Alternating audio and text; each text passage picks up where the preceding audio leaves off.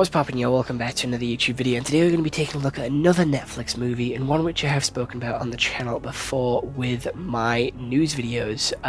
This one is called Demon City, and this is, again, a new film which has recently come to Netflix, but one which I did get wrong in my news video. This is not the type of movie that I thought it was at all.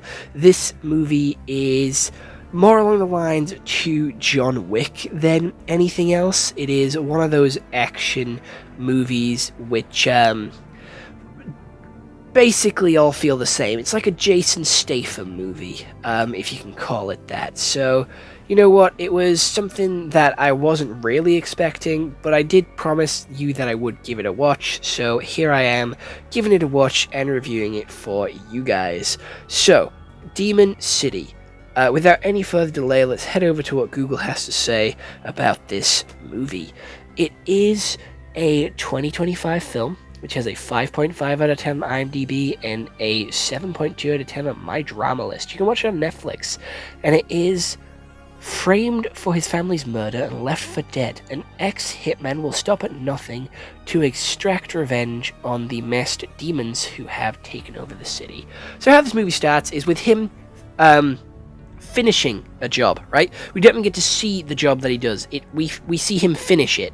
And then we're told that he's, the greatest hitman that we've ever seen. He's the best hitman that this country has ever seen. It'll be a shame to see him go.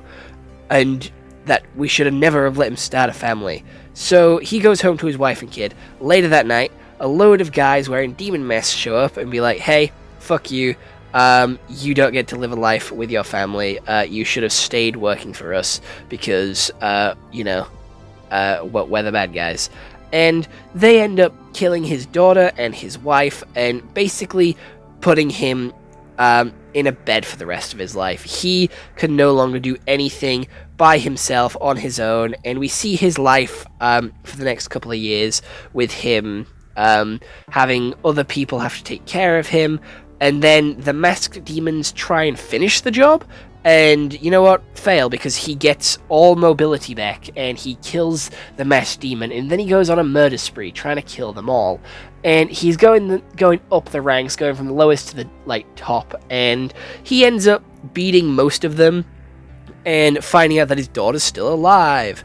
And then he goes to try and find his daughter. He finds his daughter, but his daughter doesn't recognize him, and doesn't really know who he is. And then the fake dad and him have a fight, and the fake dad pushes him out the window. He then goes right to the top and rescues his daughter. His daughter then remembers, oh my god, that is actually my father. Oh damn, I should have trusted him in the first place. Oh no.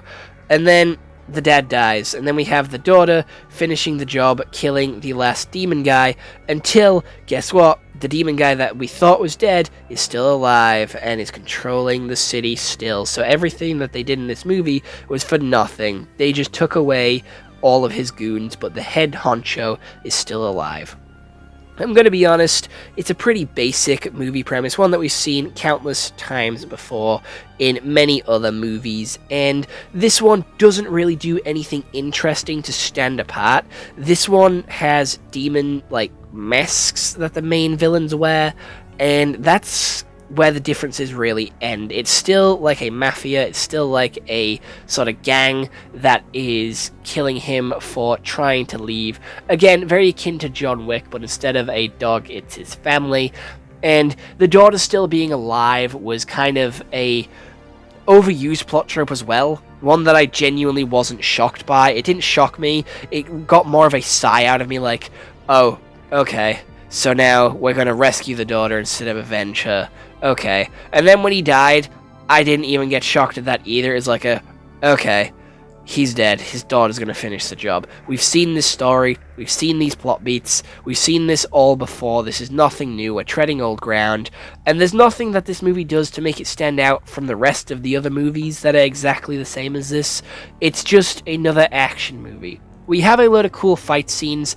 Not gonna lie, the action scenes are the best part about this movie. They're well choreographed, they are pretty exciting to watch, and they don't really keep you on your toes. It's just nice to have mindless violence on in the background. Some movies don't need to be excellent. Some movies can just have mindless violence to be good, and very similar to like Godzilla and Kong.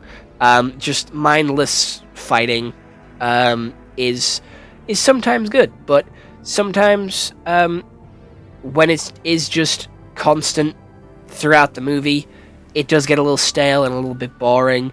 And when you're not really interested in the stakes of the movie, that's when it also gets boring. Like with Godzilla vs. Kong, you're interested in the stakes, in who's going to win. When you watch a Godzilla movie, you're interested to see how the monster's going to get taken down, and you're interested to see what chaos is going to be caused, what the repercussions of the monster is going to be. And there's just none of that here with this movie. You just don't care for any of it because you've seen it countless times before, and you can already predict how it's going to end before it even starts. Like, as soon as it opens with him finishing a job and not even being bothered to tell you what that job was, and not being bothered to show us that he's the best assassin around, just giving us that base information, that sort of tell, don't show like mindset that these new movies have. Apparently, according to someone online, so take this with a pinch of salt, this is what I have read, Netflix is apparently making directors write their movies in a way that people can understand them while sitting on their phone. So if that is the case with this movie, it fucking got its mark, because it basically explains absolutely everything. And there is not a lot that happens on screen other than the fighting, which has any real substance to it at all. The emotions aren't there. I'm going to be honest, I did watch it in dub, so that could be the reason why none of the emotion was there. Again, I can't focus on sub, I just can't do it. I don't have the reading abilities to be able to watch like sub and be able to focus on what's happening at the same time. It's one or the other with me. I can probably read it, but then I won't acknowledge what's happening and I'll miss like certain scenes. So it's just not an option for me.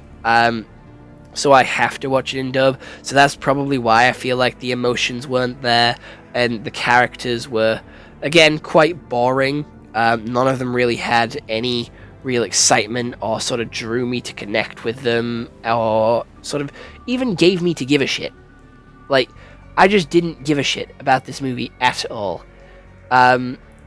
Which is really upsetting because it had a pretty good premise and a very exciting idea behind it, but there's just nothing really going for it. And again, with that sort of plot twist ending with the main villain still being alive, there is really no reason. There is really no reason to watch this. It just doesn't have anything going for it. There's nothing.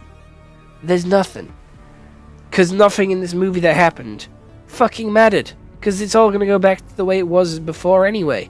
Unless there's a number 2 where the girl takes them all down to get revenge for her father. It's just avenging and revenging all the time in these types of movies. And it's just not interesting. It's stale. And I'm not here for it. So personally, I'm going to give it like a 4 out of 10. But other than that, I hope you all enjoyed this YouTube video. I'll see you all next one. Hope you all have an amazing day, and I'll see you all later. Goodbye. If you do want me to review any other movies, TV shows, or animes, please do let me know down in the comments below, and I'll get on it as quickly as possible. But other than that, bye-bye.